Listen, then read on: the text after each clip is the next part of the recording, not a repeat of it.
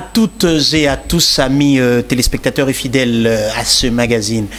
Actu commenté, merci de nous faire encore une fois de plus confiance. Si vous nous suivez sur YouTube, nous vous prions s'il vous plaît de pouvoir vous abonner à notre chaîne et d'activer la cloche de personnalisation pour recevoir des alertes toutes les fois que nos différents programmes démarrent sur BSC TV. Aujourd'hui, contentieux électoral à la Chopo, la ministre d'État en charge de la justice, Rose Mutombo, s'en prend au professeur Vundoawe Tepe Mako pour cause l'arrêt rendu par la haute cour administrative de notre pays, je cite le Conseil d'État, a été contesté par, bien sûr, les camps Kapalata, mais aussi avec l'appui du ministre de la Justice. On y revient tout à l'heure avec des détails sur la correspondance que le professeur Vundoawe Tepe Mako a adressée au chef de l'État, Félix-Antoine Tshisekedi.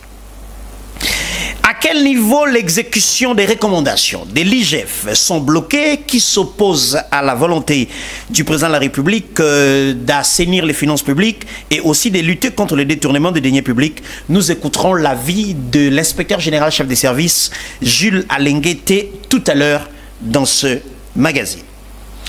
Un rapport révoltant de l'IGF sur la gestion de la GECAMIN est disponible sur la place publique depuis quelques heures et on en parle dans cette émission avec nos amis du mouvement Le Congo n'est pas à vendre. Mesdames et messieurs, bonjour et bienvenue à ce magazine. Nous allons devoir le démarrer avec notre tout premier invité sur un sujet très brillant de notre actualité. Je reçois pour vous Monsieur Jimmy Kande. Il est président de l'UNIS, mais aussi membre de la coordination du mouvement Le Congo n'est pas à vendre. Monsieur Jimmy, bonjour et bienvenue. Bonjour, bonjour Yves. Alors, le rapport de l'IGF, en tout cas du moins la synthèse du rapport de l'IGF sur la gestion de la GECAMIN, c'est un scandale que la population constate. À première vue, au niveau du mouvement Le Congo n'est pas à vendre parce que votre combat est de lutter contre la corruption, comment avez-vous reçu le contenu de ces rapports, du moins de cette synthèse? Bon, premièrement, lorsque nous avons lu cette synthèse, nous n'avons pas été surpris parce que nous sommes en train de suivre cette question de la corruption dans son ensemble et encore dans le secteur minier en particulier depuis plusieurs années.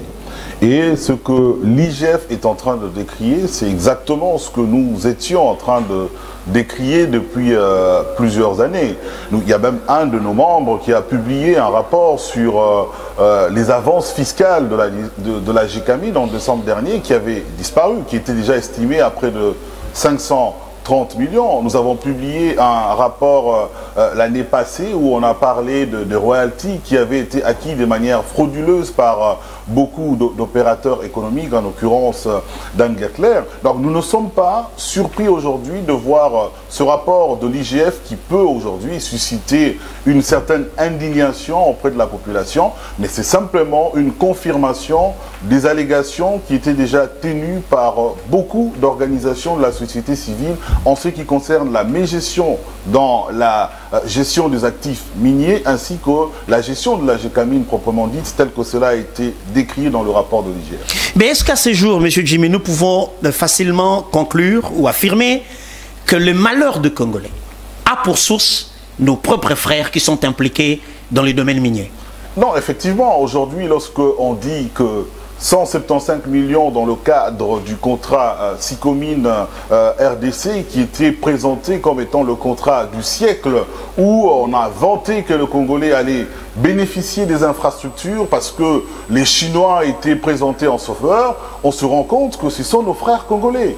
Moi, je dis toujours aux gens, avant même de commencer à parler de M23, il faut chercher à identifier quels sont les M23 de l'intérieur dans la gestion du pays qui détournent les deniers publics. Avant de commencer à s'attaquer à l'ennemi à l'extérieur, qu'on commence à faire un point sur ceux qui nous dirigent, mais qui au lieu d'œuvrer pour que les citoyens congolais puissent bénéficier de leurs matières premières, se mettent dans des combines et aujourd'hui, les Congolais n'ont pas d'hôpitaux, les Congolais n'ont pas d'école, les Congolais n'ont pas de route et ça n'indigne personne, personne ne va en prison pour ces cas de corruption et on veut chercher les malheurs ailleurs. Le malheur, c'est d'abord le Congolais qui agit contre son propre frère. Mais est-ce qu'à ce jour, la situation peut-elle changer? Nous sommes partis d'un régime qui a fait pratiquement 18 ans, si pas 21 ans, à un autre régime qui est là depuis près de 3 ans maintenant, on va vers la 4e année.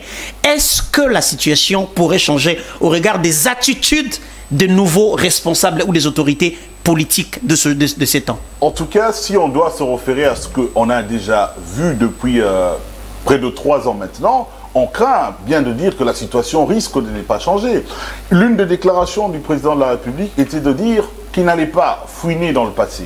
Mais comment voulez-vous bâtir un état de droit si vous ne voulez pas corriger les erreurs du passé? Et aujourd'hui, j'espère que le rapport de l'IGF qui vient d'être publié permet au président de se rendre compte quand même ce qui s'est passé dans le passé. Pour que ceux-là qui dirigent aujourd'hui se disent on ne va pas faire commettre les mêmes erreurs parce qu'il y a un état de droit, il y a un risque d'aller en justice. Il est quand même pas raisonnable de se dire que nous sommes dans un pays où le président vante partout qu'il veut lutter contre la corruption, mais on doit compter du bout de doigt les gens qui sont condamnés par corruption. Il ne faudrait pas que ce rapport de l'IGF puisse encore finir dans le placard, parce que si les ONG ont décrié et qu'il n'y a pas eu de poursuite, parce que dans les pays normaux, normalement, les juridictions compétentes, une fois qu'il y a des enquêtes publiées par de tiers, ils se saisissent directement. Ouais. Aujourd'hui, on se pose la question, depuis que M. Alingueté est inspecteur général, chef de service à l'IGF, plusieurs rapports sont publiés. Mais quels sont les procès qu'avons-nous vus? Alors on se pose des questions, est-ce que le travail de l'IGF aujourd'hui semble être un moyen politique? Je ne pense pas. Mais il faut que la justice prenne le relais. Et tant que la justice ne va pas prendre le relais, on va croire que le gouvernement actuel agit comme ses prédécesseurs. Alors, par un schéma ou une formule de 1 + 1 = 2, qu'est-ce qui peut être fait au stade actuel? Trop de rapports publiés. Nous reviendrons encore dans un instant sur les rapports de la gestion de l'ARMP, l'agence chargée des passations de marché qui est sous le leadership ou sous la tutelle de la primature. On y reviendra peut-être sans vous. Mais quelle est la formule par laquelle le Congolais peut rentrer dans ses droits à ses jours? Est-ce qu'il faut arrêter et arrêter encore? Non, mais moi je pense que la seule solution aujourd'hui, premièrement, nous devons avoir des dirigeants qui ont de la volonté politique pour réellement changer les choses. On ne peut pas vouloir développer ce pays, aller dans un état de droit, profiter de nos richesses, si nous sommes continuellement dans l'impunité. Alors, il ne servirait à rien que l'IGF produise de rapports si ça doit finir dans le placard. Il faut une réelle volonté politique et que la justice prenne réellement le relais. Et nous nous rendons compte qu'à chaque fois qu'il y a des immixtions politiques, à un certain moment, peu importe les raisons, à un moment, des procès arrivent à avoir lieu. Même lorsqu'il s'agit de pouvoir faire mal à un adversaire politique, on voit tout l'investissement de l'exécutif pour qu'à un certain moment, des procès puissent avoir lieu. Mais à un certain moment, si l'IGF publie des rapports et que on se rend compte que la justice tarde à prendre le relais, je pense que l'inspecteur, M. Alingueté, en a fait mention plusieurs fois dans ses interviews en décriant la lenteur de la justice. Comment voulez-vous que ceux qui ont géré la Gécamine aujourd'hui, qui ont participé à ces bradages de matières premières, sont connus et qui vivent comme si de rien n'était? Nous avons dans ces cas d'espèce les différents ministres qui sont passés aux mines, nous avons les différents ADG, les différents comités de gestion qui vivent encore. Les différents conseils d'administration qui ont travaillé et que ces gens-là sont connus. Et aujourd'hui, c'est un rapport, on parle quand même des chiffres mirobolants. À un certain moment, il faut que des gens répondent de leurs actes. Et on ne pourra pas prêcher par l'exemple ou décourager les prédateurs actuels si on n'arrive pas à faire quelque chose au niveau de la justice. Et le seul moyen de pouvoir arrêter cette hémorragie, il faut que la justice fasse son travail et pas de façon complaisante. Alors si vous vous retrouvez aujourd'hui par la magie de la technologie en face du président de la République, que lui diriez-vous? Moi, si je me retrouvais en face du président de la République, ce que je lui dirais, l'état de droit, la lutte contre la corruption n'est pas un slogan. Il faut qu'il puisse y avoir des actes. On ne peut pas comprendre dans un pays où la corruption est de loin supérieure au budget de l'État, qu'on ne puisse pas avoir de gens qui ne répondent pas de leurs actes. Et aujourd'hui, on a assez d'éléments. Les rapports de l'IGF, il y a eu Congo Hold Up qui a fait la une des journaux il y a encore quelques mois, mais on ne peut pas comprendre qu'on soit dans un pays où le président a fait de la lutte contre la corruption une de ses priorités et qu'on n'ait pas des gens qui soient en prison pour des faits de corruption. Et ça, ce n'est pas normal. Ça dénote d'un manque de volonté politique qui ne pourra être mis qu'à son actif. Et il lui reste encore une année et quelques mois pour pouvoir changer ce paradigme-là, afin que le Congolais puisse comprendre que la lutte contre la corruption au Congo est réellement quelque chose auquel le président tient, ce qui n'est pas le cas aujourd'hui. Est-ce qu'envoyer les coupables en prison suffit pour résoudre cette question? Parce que peuvent aller en prison, sortir demain sous plusieurs formats, notamment liberté provisoire, cas de maladie, évacuation sanitaire. Est-ce que les envoyer en prison suffit pour que le Congo se relève et que le peuple puisse bénéficier de ses richesses? Non, je pense qu'il y a quelque chose. Je parlais de la volonté politique.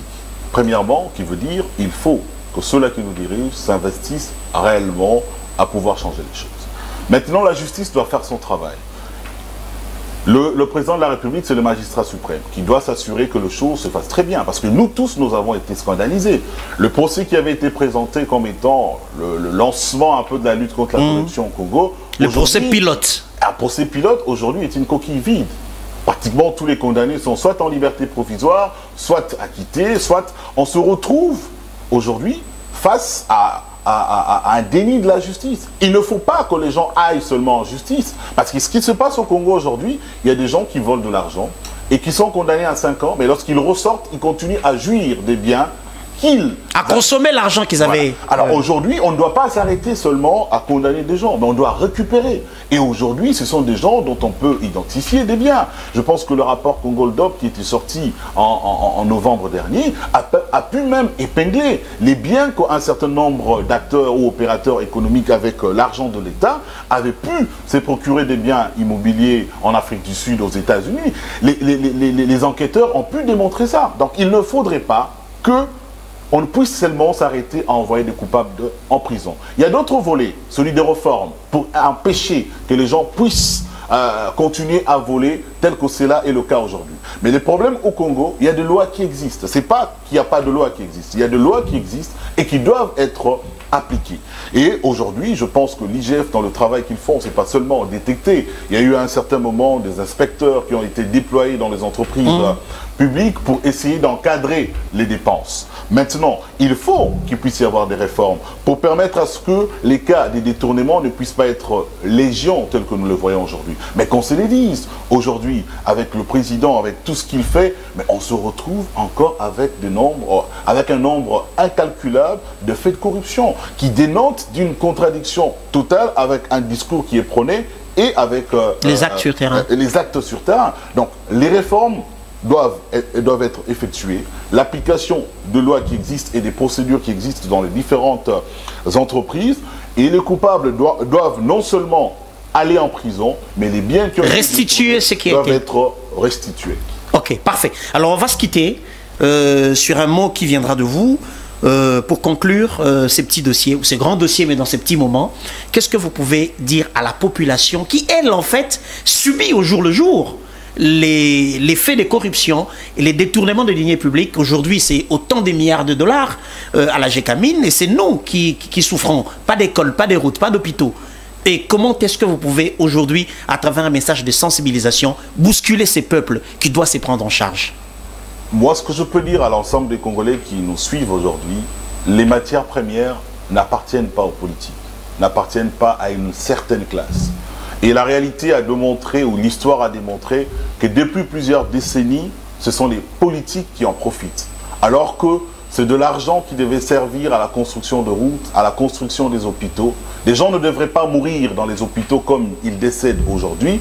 Les enfants ne devaient pas étudier dans de bancs je sais pas moi, en briques, comme c'est le cas dans certaines provinces. Nous ne devrions pas utiliser des routes qui sont dans des états de délabrement total. Nous devrions tous profiter de ces richesses. Et aujourd'hui, nous devons, comme un seul homme, dire à ceux-là qui nous dirigent que nous en avons assez et que la justice, nous devons mettre la pression partout où nous sommes, nous indigner, non pas seulement comme nous le faisons aujourd'hui contre les M23, mais contre aussi ce qu'on peut appeler les M23 qui vivent avec nous et qui profitent de nos richesses au détriment de la population congolaise. Comme un seul homme, nous devons dire non à la corruption. Merci d'être venu, M. Jimmy Kandé. Merci beaucoup. Mesdames et messieurs, nous allons poursuivre ce magazine avec... on va nous donner la réalisation, la vidéo de l'IGF. Et puis, je continuerai dans ces débats pour parler de dossier RMP. On va suivre l'inspecteur général chef des services Jules Alinguete, qui ici rappelle que toutes les autorités politiques qui sont incapables à ce jour de sanctionner leurs collaborateurs qui sont cités dans des cas de détournement de deniers publics sont tout simplement en train d'aller à l'encontre de la volonté du président de la République qui veut que les finances publiques soient assainies. Tout de suite, Jules Alinguete, on se retrouve dans une minute.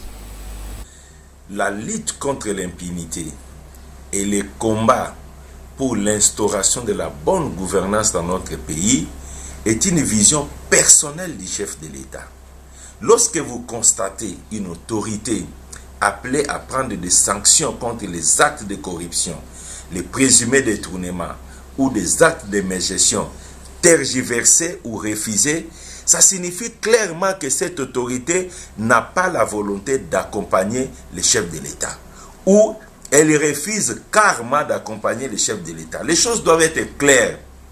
Les actes de corruption, les actes de détournement des deniers publics sont des actes qui plombent le progrès social de notre population. Et on ne peut pas être autorité et rester indifférente devant de telles situations qui sont déplorables.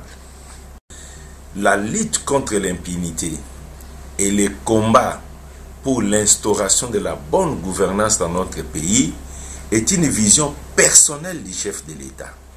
Lorsque vous constatez une autorité appelée à prendre des sanctions contre les actes de corruption, les présumés détournements ou des actes de mégestion tergiversés ou refusés, ça signifie clairement que cette autorité n'a pas la volonté d'accompagner le chef de l'État.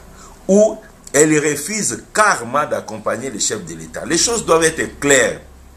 Les actes de corruption, les actes de détournement des deniers publics sont des actes qui plombent le progrès social de notre population. Et on ne peut pas être autorité et rester indifférente devant de telles situations qui sont déplorables. Voilà, c'était donc là l'inspecteur général, chef de service, Jules Alinguete, qui rappelait à l'opinion nationale que toutes les autorités politiques qui ont le pouvoir de décision sur un administrateur, un collaborateur, qui est cité dans un rapport de l'IGF comme étant présumé coupable dans le détournement des deniers publics, il faut absolument que des mesures conservatoires soient prises par cette autorité-là à l'endroit de la personne citée pour ne pas donner l'impression que Ozo Bundisa Bitumba est président. Dans le dossier, il y a RMP. Haute autorité à régulation, il y a marché public. Papa, pesa photo, il y a RMP. Depuis pratiquement 3 semaines, l'inspection générale de finances a produit un rapport sur le comité national de désarmement et de la sécurité internationale et l'RMP, qui sont sous la tutelle du Premier ministre Jean-Michel Sama Lukonde. Dans les recommandations faites par l'IGF au Premier ministre, il était question que des dispositions, des décisions conservatoires soient prises contre les personnes citées dans ces rapports-là. Le Premier ministre a ces rapports-là sur sa table et depuis près de 3 semaines, les agents et cadres, les personnels de ces directions attendent que l'autorité, le patron du gouvernement, prenne la décision qu'il faut, telle que recommandée par l'IGF.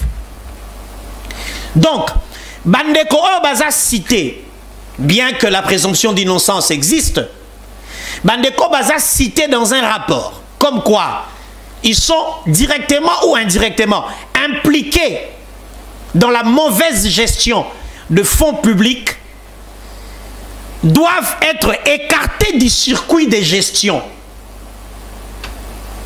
donc c'est là que ma photo na ya RMP CNDC bandeko esengeli bazala écarté de la gestion pour permettre que suite il y a procédure et salama en toute quiétude.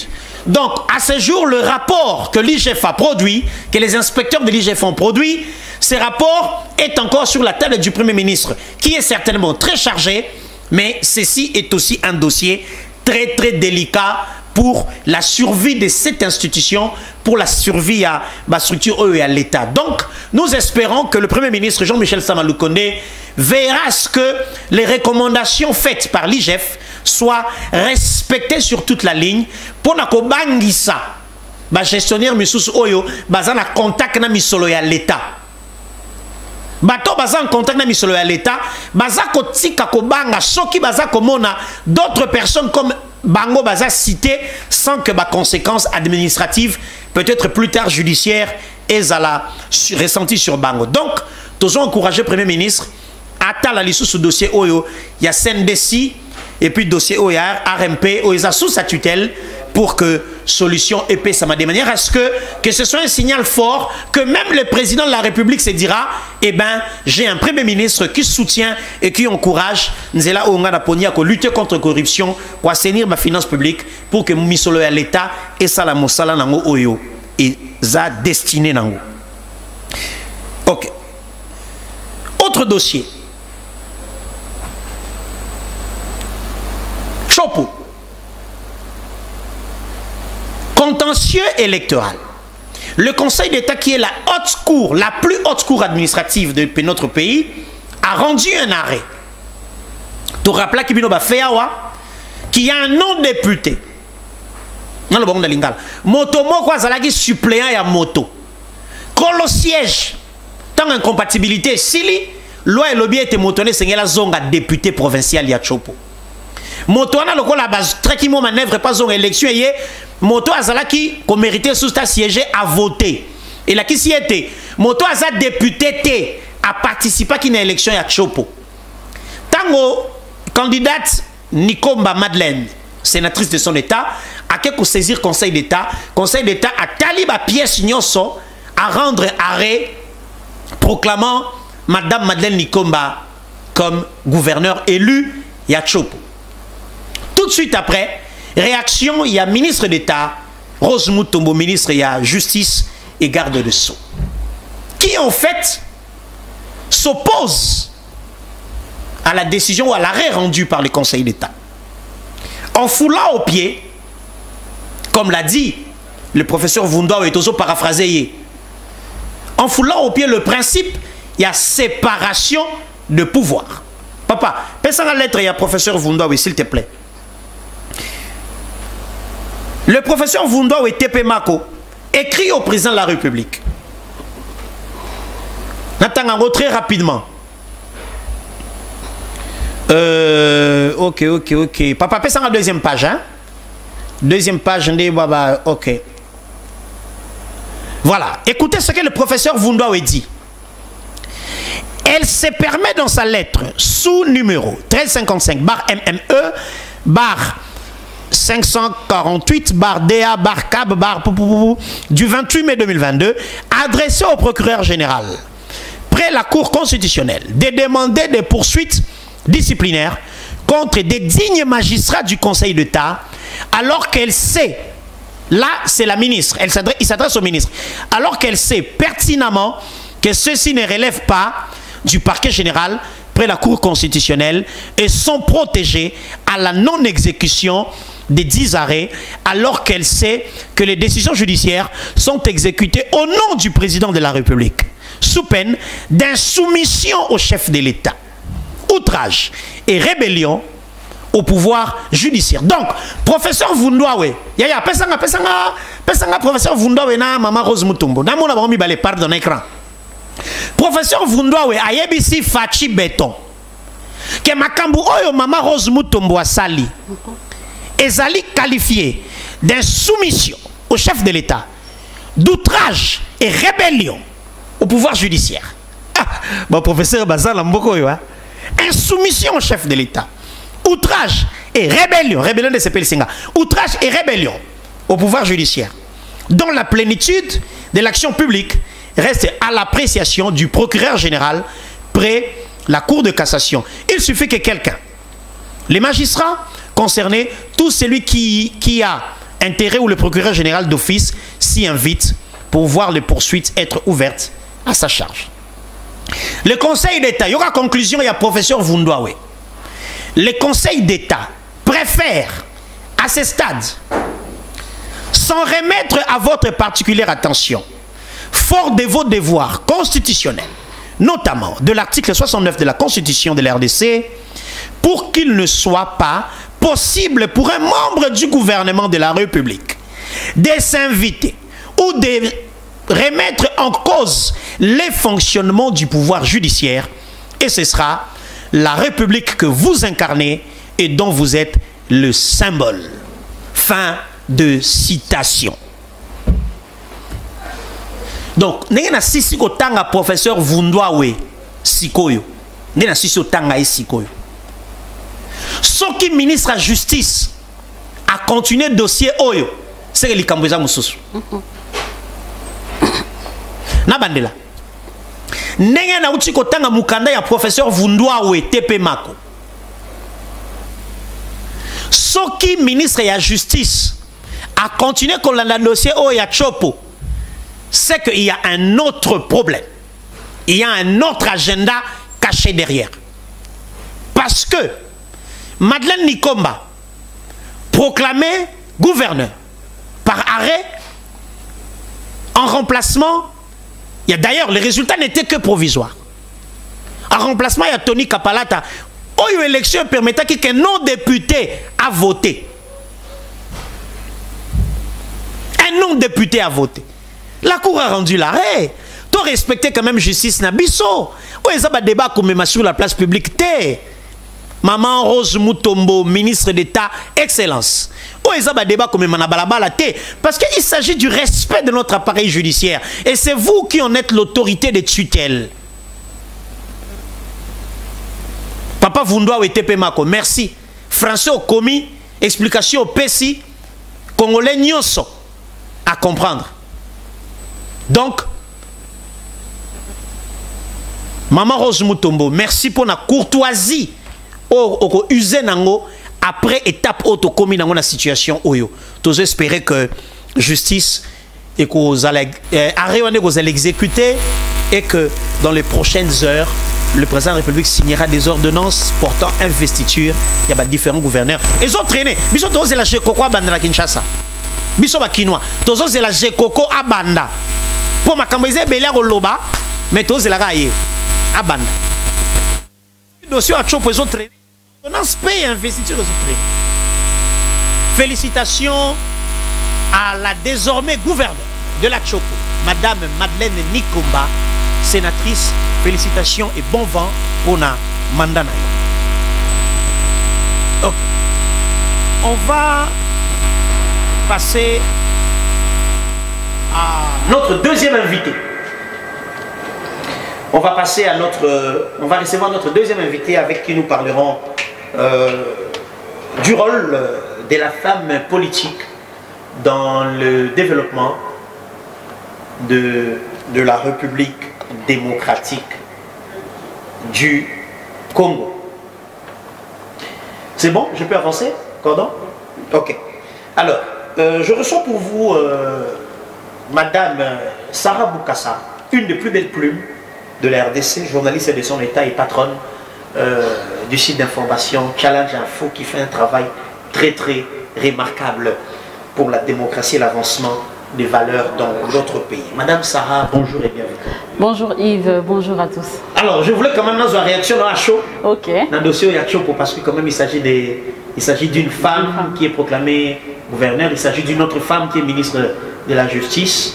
Et nous avons quand même lecture à chaud avant de continuer le sujet.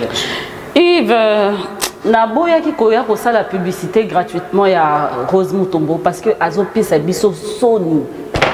Elle est parmi des ministres femmes où Azopi Biso Soni, Biso Bassi, où toza porteur, il y a voix, il y a Bassi sur la place publique. Vous vous souviendrez, j'ai bien vu la lettre du professeur Tepe Mako. Oyo alobi na lettre na eboyeke ezali aza ko obéir na mibeko ya mukonzi ya mboka te. Na décembre, le président de la République a signé des arrêtés portant grâce présidentielle. Mais jusqu'aujourd'hui, bateau fallait qu'il y ait à exécuter ordonnance. Jusqu'aujourd'hui, l'ordonnance n'a jamais été exécutée. Harry Magie a purgé sa peine. Et ça me fait mal de voir que une dame qui vient combattre une autre dame pendant que nous nous attendons à ce que les femmes puissent être à la hauteur de leur fonction. À la hauteur de leur fonction. Quoi de plus normal que la Cour de cassation qui vient de rendre son arrêt en restituant les pouvoirs à cette sénatrice qui a mérité. Elle n'a pas démérité. Il y a eu tricherie. Le monsieur qui a été proclamé par la CENI après le deuxième tour, on a constaté qu'il y a eu irrégularité. Et la Cour de cassation qui rend son arrêt, nous voyons une ministre de son État venir encore donner son point de vue. Et voilà comment est-ce que les professeurs, les tout-puissants professeurs, allaient corriger sur la place publique. C'est honteux.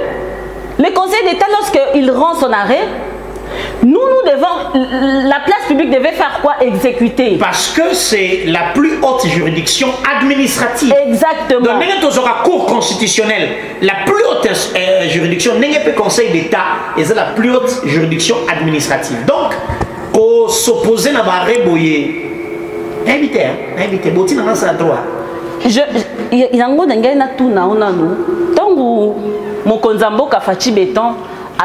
ministre. À classe arabe, on a critère nini. Parce que s'il y avait réellement, en fait, ça me pousse à dire que depuis que la ministre est à la tête de notre justice, il n'y a que des délits. Il n'y a que les moussotos qui se font là-bas, à la tête de la justice. Disons des erreurs. Elle n'a pas de conseiller avant de se mettre sur la place publique. Elle n'a pas de conseiller. Et combattre une autre femme, nous, ça nous met mal à l'aise. Okay, ça veut dire que le combat que nous sommes en train de mener sur la place publique pour que la femme congolaise aujourd'hui retrouve sa valeur sur l'échiquier public, parce qu'il y aura une autre femme qui va venir nous combattre. Voilà, merci, tu vas calmer tes ardeurs. Merci, Madame Sarah Boukassa. Alors, je rappelle ici, Madame Sarah Boukassa tient la puce à l'oreille. Je rappelle qu'il y a des ordonnances qui ont été signées par le président portant grâce présidentielle et que Batomoussoussou est belé d'ailleurs, si les lobes bimina noté. Madame la ministre, il y a justice, garde de Sceaux, Excellence. Atabinomoko. Nous avons connu. N'a rappelé cordon, n'a rappelé bien. Nous avons connu à l'époque, il y a FCC Cash. Président République a signé une ordonnance pour nommer Batou, notamment dans Gécamine. Un ministre du portefeuille de l'époque, Narotang a été. À ça, l'ombrage d'exécution, il y a une ordonnance. Voilà. Au point que Sama Lukonde, l'actuel Premier ministre, a fait 13 mois sans voir l'ordonnance dont il était bénéficiaire être exécutée. Bon, mon avis, Yozaka ministre à portefeuille, au bloc ordonnance, va nommer un Sama Lukonde. À cette époque, l'on était sous petit Sama. Le Sama Lukonde se retrouve Premier ministre. Comment expliquer ce que nous avons vécu dans l'époque où il y a FCC Cash? Et Bandiko Zonga Lelo. Exemple, le président donne des ordres, Bakangama ports illégaux, ports privés illégaux, ils ont détruire la société à l'État Onatra. Port Wana et Kangama Tetile. Deuxième exemple, le président signe une ordonnance. À l'objet, tout tel, au regard, il y a critères, ça, Baza gracier, Babimana prison. Ça fait 6 mois. Depuis l'année passée. Depuis décembre 2021. Batou, Babimite. Est-ce que tu as na kati ya gouvernement union sacré oyo lokola na ba FCC cash mususu baza na kati baza ko empêcher président asala musala ngai papa président nazo rappeler awa monsieur le président de la République à tout le respect nazo rappeler awa que tous ceux qui sont autour de vous iront en 2023 pour chercher 7832 voix et être députés. Certains iront chercher 4 voix pour être sénateurs. D'autres, 12, 15, 20 pour être gouverneur. Monsieur le Président, vous serez à la recherche de 6 millions de voix, 7 millions, 8, 10 millions de voix pour être réélu président. Donc, vos défis ne sont pas les mêmes que les collaborateurs au lelo basako tinda peuple à tombokela yo. N'appelle ça calcul simple. 80 prisonniers graciés ne sont pas sortis parce que l'ordonnance du chef n'est pas exécutée. 80 prisonniers, ça fait 80 familles. Si chaque famille, a 5 membres, là, si papa, maman, ça fait 400 personnes. Chaque personne a des amis. On a une ramification. Donc, en refusant d'exécuter l'ordonnance, il y a grâce présidentielle, il y a la prison, c'est privé au président peut-être 800 000 voix. Et ce qui fait mal, c'est une femme qui refuse d'exécuter les ordonnances du président de la République. Donc, papa président, pardon. Papa président, pardon. Pardon. Toboyi makambo ya FCC caché banaye ko bloquer l'ordonnance na yo et ça la manakati ya gouvernement il y a union sacrée oyo. Merci, j'ai dit. Maman, est-ce que la solidarité féminine existe dans le monde politique? Lelo Nambo Cannabis, toute la configuration, il y a président Kabila. On a vu des femmes qui ont émergé, hein, qui ont fait un très grand travail dans nos cités, de manière ramassée, Marion Joukiana, Marion Chouchobekwa, dans nos cités, Geneviève Inagossi, dans nos cités, Janine Mabunda, au fur et à mesure que nous avancer. Et la configuration politique actuelle, est-ce que la solidarité féminine existe entre les femmes politiques dans ce pays? Yves, oui, la solidarité existe, mais parce que si on veut faire une comparaison entre les quotas de la femme réservée sous le régime Kabila et les quotas de la femme réservée sous le régime Tshisekedi, nous constatons qu'il y a vraiment des avancées. Même dans le gouvernement FCC Cash, on a vu qu'il y avait beaucoup de femmes qui ont occupé des postes de prise de décision. Dans le gouvernement Sama, il y en a encore eu. Pour preuve, il y a encore eu une VPM sur le gouvernement Ilunkamba, une VPM sur le gouvernement Samalukonde. Et cette VPM est en train d'abattre un travail impeccable. Elle est parmi les femmes dans le gouvernement Samalukonde qui se distinguent. Je n'ai pas, en fait, on parle de Bazaïba, oui, de maman F. Bazaïba, qui fait un travail remarquable sur terrain par rapport à tous ses collègues qui sont des bureaucrates, de ceci, de cela. Mais elle, c'est vraiment une femme qui va sur le terrain pour dire non quand il faut dire non. Alors, même concernant les élections de gouverneurs, c'était une première de voir beaucoup de femmes se présenter pour les postes de gouvernorat. Fort malheureusement, on a vu comment est-ce que la configuration a été donnée, les mots d'ordre de l'Union sacrée a été donné, mais quand même, il y a eu 3 femmes proclamées jusque-là, gouverneurs de province, en attendant que le problème de la Chopo soit résolu. Dans le Congo central, il y a une femme qui a fait un travail exceptionnel. Qui est allée jusqu'au 2e tour. Oui, elle n'a pas démérité. Elle a mis ses potentiels. Elle a donné un programme exceptionnel. Un programme que aucune femme candidat gouverneur n'a pu mettre à la place publique. Elles sont à 2. Et celles de la Chopo, elles ont eu des programmes très magnifiques que personne ne pouvait contester. On pouvait bien dire que non, on donne aussi la chance à la femme.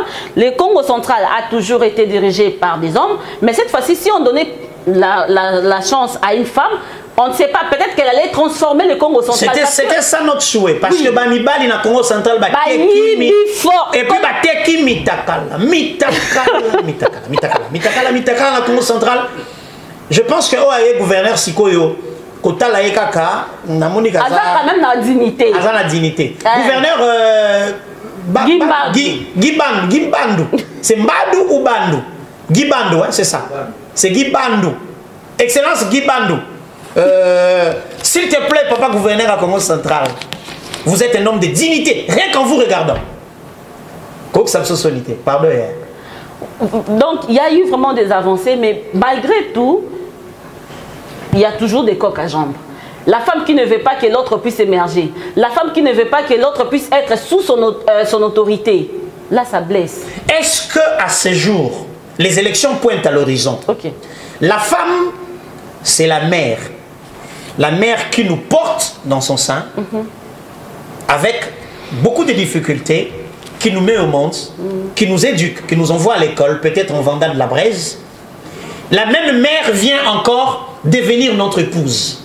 Ça signifie que la femme politique a le rôle et des mères, des sœurs, et de la, pour ne pas dire la berceuse, de la personne qui est censée élever ou héberger une nation.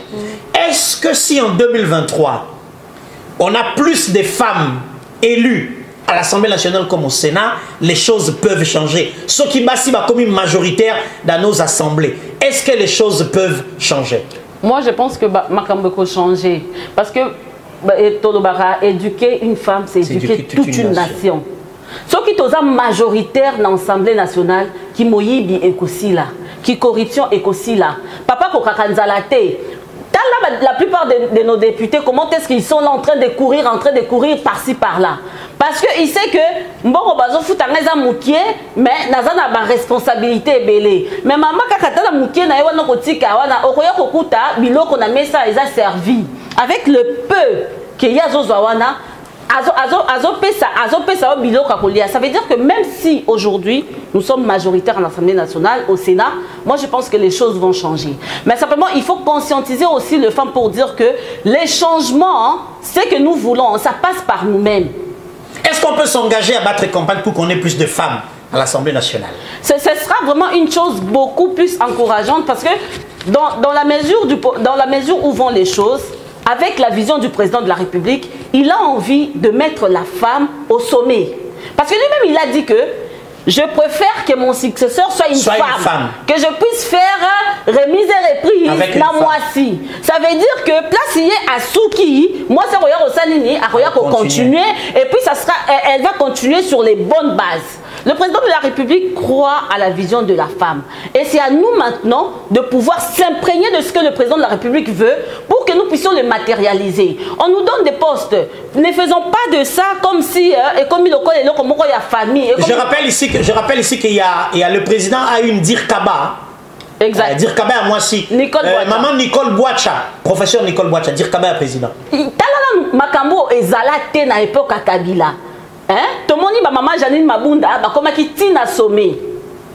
Chef de corps. Tomoni oya kena Sénat o rapporteur Marie Sentea.